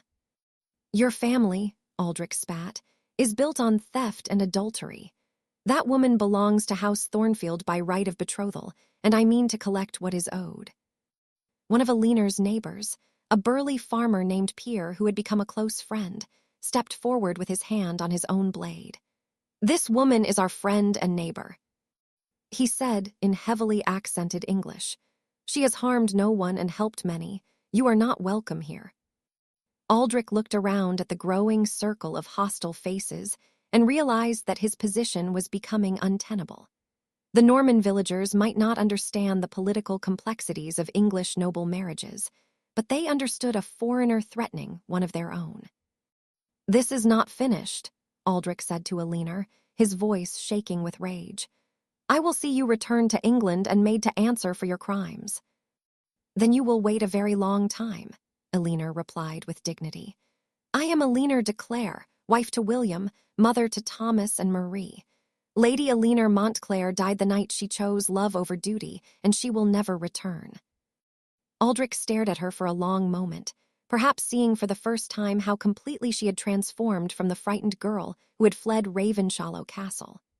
This woman standing before him bore little resemblance to the pampered noble daughter he remembered. She had found strength in her chosen exile, had built a life and identity that owed nothing to the circumstances of her birth. Without another word, he turned and stalked away through the crowd. Eleanor watched him go, then sagged against William's supporting arm as the tension finally released from her body. "Are you all right?" William asked quietly, his eyes still scanning the crowd for other threats. "I am now," Eleanor replied, managing a shaky smile. "But perhaps we should return home, if Aldrich has men waiting outside the village." William nodded grimly. "Peer, would you and the others mind escorting us back to the farm?" "Of course," the big farmer replied immediately. "This English lord, he will not trouble our friends while we draw breath." As they made their way home surrounded by their protective neighbors, Eleanor reflected on how much her definition of family had changed. These Norman farmers owed her nothing by blood or title, yet they had stood ready to fight for her without question. She had found among them the loyalty and affection that her birth family had never truly offered. That evening, as they sat in their cottage with shutters barred and William's sword close at hand, Eleanor made a decision. "We cannot stay here," she said quietly. "Aldrich knows where to find us now, and he may return with more men. We need to disappear again." William looked pained at the prospect of leaving their carefully built life, but he nodded. "I know of places further south near the Spanish border. We could start again." Eleanor took his hands in hers, drawing strength from his steady presence. "Then we start again. We've done it before, and we'll do it as many times as we must. Our love is worth any sacrifice, any hardship." Margaret, who had been sitting quietly by the fire, looked up from her mending. "Wherever you go, I go as well. We are family now, in all the ways that matter." Eleanor smiled through her tears, overwhelmed by the depth of loyalty and love that surrounded her. They would leave this place they had come to love, would once again become refugees in search of sanctuary.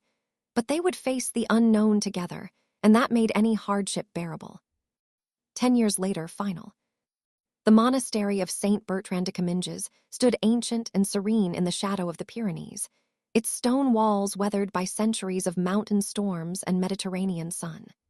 Eleanor walked slowly through the herb garden she had planted behind the monastery's infirmary, her graying hair covered by a simple white veil, her movements careful due to the arthritis that had begun to settle in her joints. At 37, she had found an unexpected peace in this remote corner of what would one day be called France. The monks had welcomed them without question when they had arrived as refugees 10 years before, offering William work as a horse trainer and Eleanor a position as the monastery's herbalist and healer. It was a life neither of them could have imagined in their youth, yet it had brought them a contentment deeper than either had dared hope for. "Mama," 15-year-old Marie called from the infirmary door. "Brother Augustine says there's a messenger arrived with letters from England." Eleanor's heart skipped a beat, as it always did when news arrived from her homeland. In the 15 years since their escape, such messages had been rare and usually brought word of deaths or political upheavals that touched their old lives tangentially. She made her way to the monastery's guest hall, where William was already speaking with a travel-stained courier. Their son Thomas, now 21 and as tall as his father, stood nearby with the careful alertness of a young man who had learned early to be suspicious of strangers bearing news from England. "The letter is for Eleanor de Clare, formerly Lady Eleanor Montclair," the messenger said formally. "I was told I might find her here." Eleanor stepped forward, accepting the sealed parchment with hands that trembled slightly. The wax seal bore arms she recognized, those of her father's house, though pressed by an unfamiliar hand. She broke the seal and read silently, her expression growing more somber with each line. When she finished, she looked up to find William and both children watching her with concern. "Your grandfather is dead," she said quietly to Thomas and Marie. "This letter is from my cousin Robert, who has inherited the estate."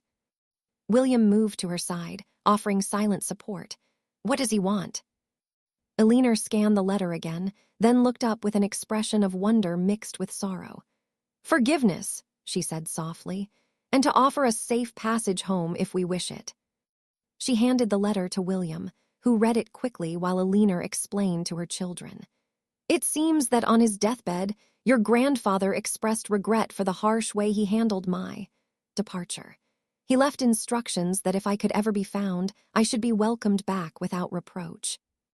Thomas frowned, his young face serious. "And Lord Aldrich?" "Dead these 5 years," Eleanor replied. "His estate has passed to a distant cousin who apparently has no interest in pursuing old grievances." Marie looked confused. "Does this mean we can go back to England?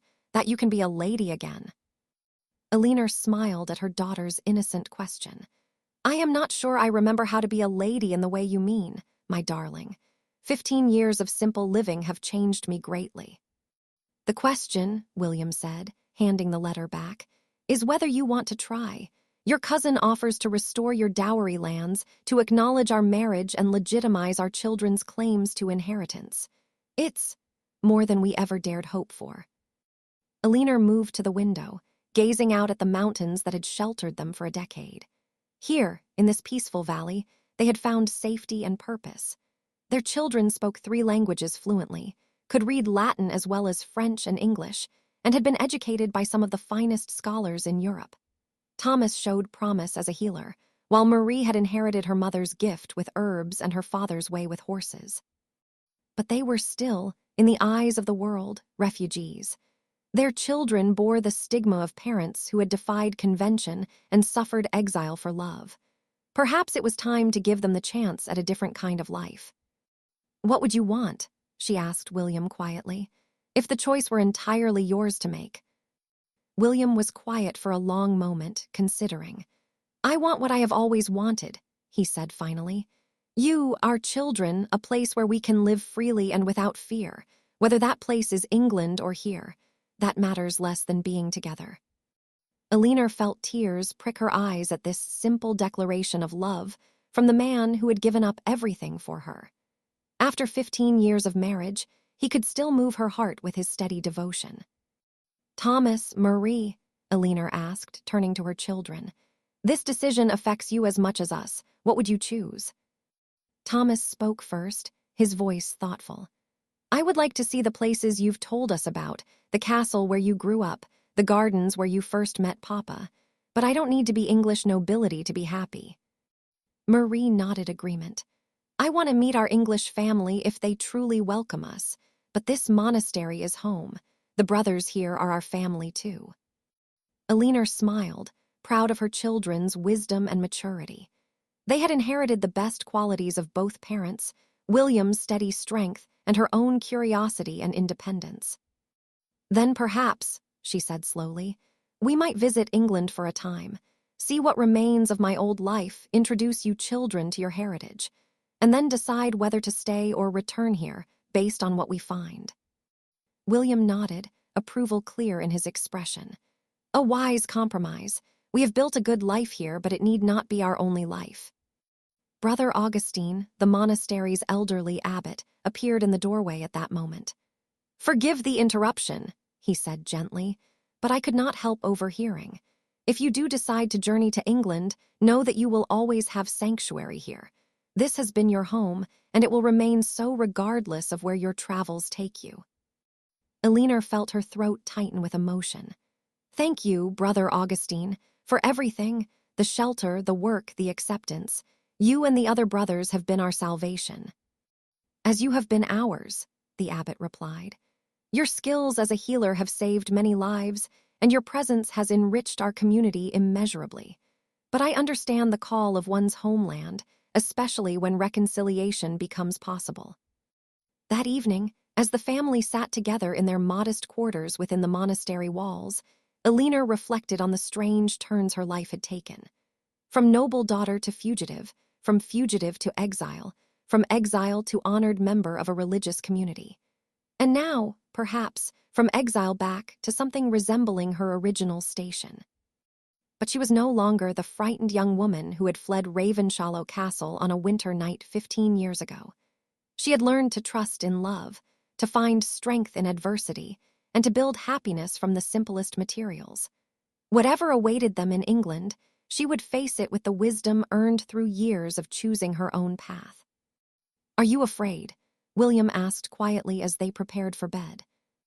Eleanor considered the question seriously. A little, she admitted, but I am more curious than afraid. I want to see what remains of the world I left behind and whether the woman I have become can find a place in it. William smiled, pulling her close in the narrow bed they had shared for over a decade. Whatever we find, we'll face it together. That's been our strength from the beginning. Eleanor settled into his familiar embrace, listening to the mountain wind whistle through the monastery walls. Tomorrow, they would begin planning their journey back to England, back to a homeland that had driven them away, but now offered reconciliation. It would be another adventure, another test of the love that had already carried them through so much. But tonight, surrounded by the peace of the monastery and the warmth of her family's love, Eleanor de Clare was content to simply be grateful for the extraordinary life that had grown from one moment of courage in a moonlit courtyard so many years ago. Some love stories end in tragedy, with lovers separated by death or duty. Others conclude with the conventional happiness of marriage and social acceptance.